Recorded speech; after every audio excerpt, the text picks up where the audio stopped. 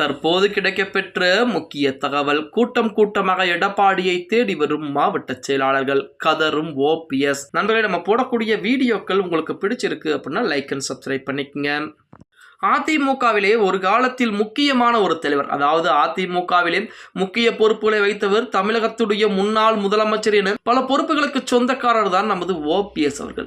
அந்த நேரத்திலே ஓபிஎஸ் அவர்களை நம்பக்கூடிய வகையில் தான் ஜெயலலிதா அம்மையார் இருந்தாங்க. மற்ற யாரையுமே நம்பவில்லை என்றாலுமே ஓபிஎஸ் மீது அளவு கடந்த நம்பிக்கை என்பது ஜெயலலிதா அம்மையார் வச்சிருந்தாங்க அப்படின்னே கூட சொல்லலாம். அதன் காரணமாக தான் இக்கட்டான சூழலில் கூட அதிமுகவும் அதேபோல தமிழக முதலமைச்சர் பொறுப்பும் ஓபிஎஸ்ஸின் கைகளுக்கு வந்தது. ஆனால் இன்று அந்த ஓபிஎஸ் அப்படிங்கிற நபர் பார்த்தீங்க அப்படின்னா அரசியலிலே ஓரம் கட்டப்பட்டு அடுத்து என்ன செய்வது, அடுத்து யாரிடம் போவது, எங்கே கூட்டணி வைப்பது, பாஜகவுடன் இணைந்தால் 4 தொகுதிகளுக்கு மேல் தரமாட்டார்களே, அதில் 2 தொகுதிகளில் நாமும் என்னுடைய மகனும் போட்டி போட இருக்கிறோமே, மீதும் 2 தொகுதிகளில் யார் யாருக்கு கொடுப்பது, அந்த 2 நபர்கள் வைத்திலிங்கம் மட்டும்தானே இருக்கிறார், அந்த வைத்திலிங்கமும் கட்சி மாறப் போகிறாரே அப்படின்னு சொல்லி தினம் தினம் புலம்பிக் கொண்டுதான் இருக்கிறார். இந்த நிலைமைக்கெல்லாம் யார் காரணம்? ஓபிஎஸ் தான் காரணம்.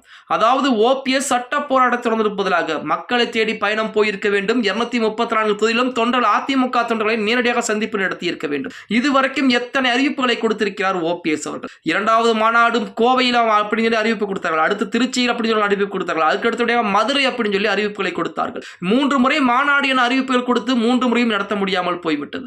அது மட்டுமல்லாமல் கட்சி ஆரம்பிக்கிறேன் அப்படின்னு சொல்லி எத்தனை முறை அறிவிப்புகள் கொடுக்கப்பட்டது. எது இருந்தாலும் இதுவரைக்கும் எந்த ஒரு அறிவிப்புகளுமே பார்த்தீங்க அப்படின்னா வெற்றி காகிதத்தில் எழுதப்பட்ட அறிவிப்புகளாகத்தான் இருக்கிறது. 234 தொகுதியிலும் மக்களை தேடி பயணம் செய்ய போகிறேன், அந்த முதல் பயணம் கோவையில் இருந்து ஆரம்பிக்க போகிறது என கூட அறிவிப்புகளை கொடுத்து பார்த்தார்கள். இப்படிப்பட்ட ஒரு சூழலில் தான் வருகின்ற 23ஆம் தேதி மாவட்ட செயலாளர் கூட்டத்திற்கு அழைப்பு விடுத்திருக்கிறார் ஓபிஎஸ் அவர்கள். அதாவது கடந்த 15ஆம் தேதி வைத்திருந்த மாவட்ட செயலாளர் கூட்டம் தற்காலிகமாக மாற்றம் செய்யப்பட்டு வருகின்ற 23ஆம் தேதி மாவட்ட செயலாளர் கூட்டத்திற்கு அழைப்பு விடுத்திருக்கிறார். அன்று மாலை அனைத்து மாவட்ட செயலாளர்களும் கண்டிப்பாக வருகை தர வேண்டும்.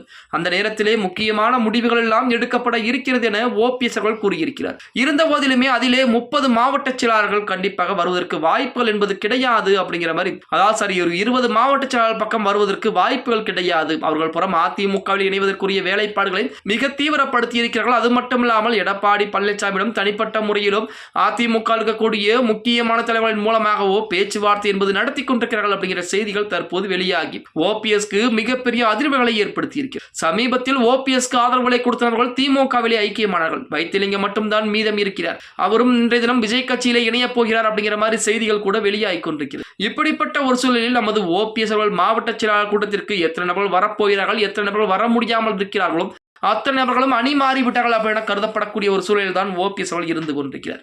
அப்படி 23ஆம் தேதி என்ன முக்கியமான முடிவுகளை எடுக்க இருக்கிறார் அப்படிங்கிறதை பொறுத்து தான் பார்க்க வேண்டும். அப்படி அந்த முடிவுகளை எடுத்து அந்த முடிவுக்காக வேலைப்பாடுகளை பார்ப்பாரா, இல்லை அதிலையும் பின்வாங்க போகிறாரா அப்படிங்கிறத பொறுத்து தான் பார்க்க வேண்டும் அப்படின்னே கூட சொல்லலாம். ஓகே கைஸ், வீடியோ பிடிச்சிருந்தா மறக்காம லைக் பண்ணிருங்க. அப்படி நம்ம போடக்கூடிய வீடியோ பற்றின கருத்துக்களையும் அதே உங்களுக்கு பிடிச்சிருந்துச்சுன்னா மறக்காம உங்க ஃப்ரெண்ட்ஸ் அண்ட் ஃபேமிலிக்கும் ஷேர்